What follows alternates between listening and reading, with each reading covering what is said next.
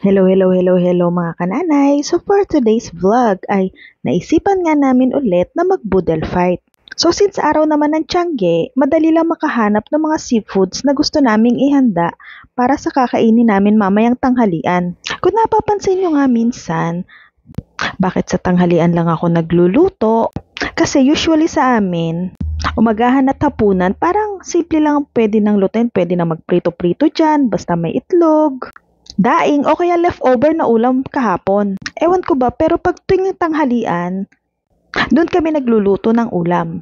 Tsaka usually, kami naman dalawang mag-asawa, 12 noon na kaming kumakain. Parang fasting ba? Pero tignan mo naman, hindi pa rin pumapayat. Nga pala, pagka-uwi ng bahay, nilinisan ko na tong bulit. At ako, nagkakanda bulol-bulol na nga ako. Pusit! Pusit ang ibig kong sabihin. Siyempre, sa paglilinis ito, tatanggalin mo yung matigas sa loob, tapos yung tintang maitim. Sa sobrang tinta nga nung isa, halos ang dami-dami ko ng tubig na nahugasan.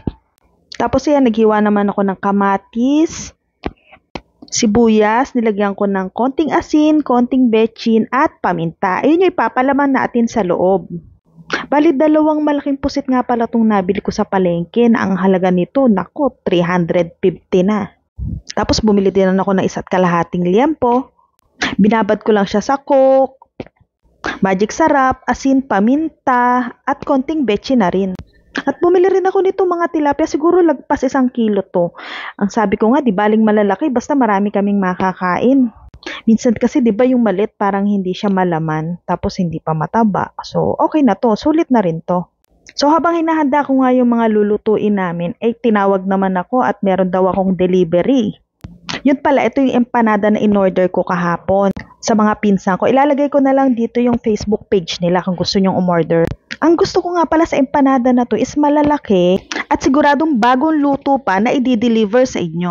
Di na rin siguro kamahalan yung presyo niya, 30, kasi malalaki naman siya eh. Tapos 12 pieces nga pala to na puro ham and cheese flavor. Meron din silang chicken empanada with the same price, pero kasi dito sa bahay, mas favorite nila tong ham and cheese.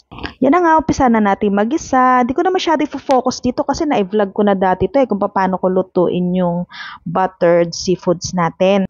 Magtunaw na tayo ng butter, tsaka maraming bawang. And then nilalagyan ko rin to ng ketchup, tsaka oyster sauce. Timplahan din na natin ng magic sarap o kaya vetchin, depende sa'yo, tapos halu-halu-haluin lang natin. At dito nga, pinagsabay ko ng ilagay yung tahong natin, tsaka yung shrimp. Bali, tig 1 kilo tong tahong at tig 1 kilong hipon din. Ayan, haluin lang natin. Tapos, sinamahan ko rin ng 1 corn para mas maganda yung kulay. Bali, itong corn na to, pinakuluan ko na yan. Sasabay ko na rin dito sa pagluluto ng hipon at ng mussels.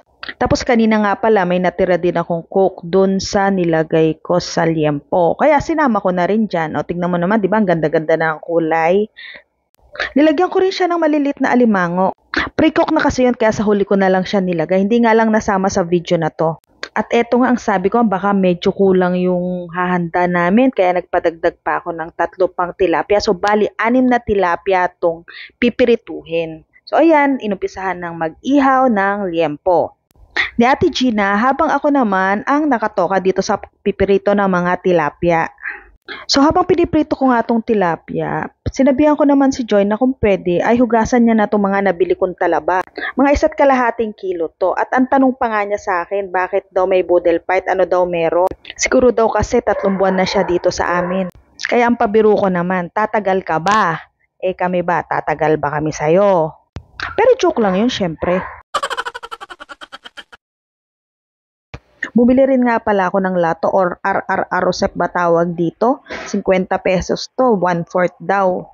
So since seafoods nga kami, edi lagyan na rin natin ito at eto na yung aking talaba. Ang gagawin ko nga pala sa lato ay ensalada ko na lang.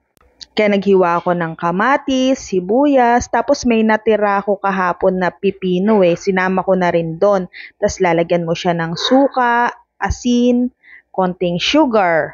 Yun lang. Basta hugasan mo lang mabuti tong seaweeds.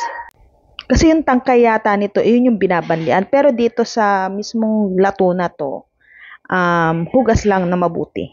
Eto at ihaw na nga tong dalawang pusit natin, tapos bahagyang nilagyan lang ng gilit para pati loob ay maluto. Tapos, nung nahango na, tsaka ako pinaslice kay Ate Gina para mas lalong mas magandang tignan, di ba? O, ayan, no? Habang hinihiwa niya, sumasambulat ang taba ng pusit. Ang tawag yata sa pusit na to ay itlugan. Ito na ang buttered seafoods natin, ready na. Nagpakuha din nga ako ng daon saging para kako maihilera na tong mga niluto namin at maganda naman tingnan. O ayan, habang binibidyo ko nga, ay nako, takam na ako. Gusto ko nang kumain. Siyempre, gaya nga sa nauuso ngayon, bago kumain, huwag kalimutang mag-picture o mag-video. Eka nga, capture every moment. May ganon. At kung nag-enjoy ka naman sa panonood ng video ko, baka naman pwede mong i-share. At kung hindi pa kita follower, i-follow mo na rin ang page ko. At i-like mo na rin. O di ba ang sarap talagang kumain pag marami kayo, salo-salo. Kaya nako, patay na naman ang diet namin ni Chengwa nito. Okay lang naman siguro yan. Eka nga, enjoy natin ang buhay natin kasi hindi natin alam. 'Di ba? Alam mo na kung hanggang kailan tayo. So, enjoy natin to kasama mahal natin sa buhay. Enjoy mo sa pagkain, sa pamamasyal. Yun lang, maraming salamat sa inyong panonood. Hanggang sa susunod na food trip. Paalam!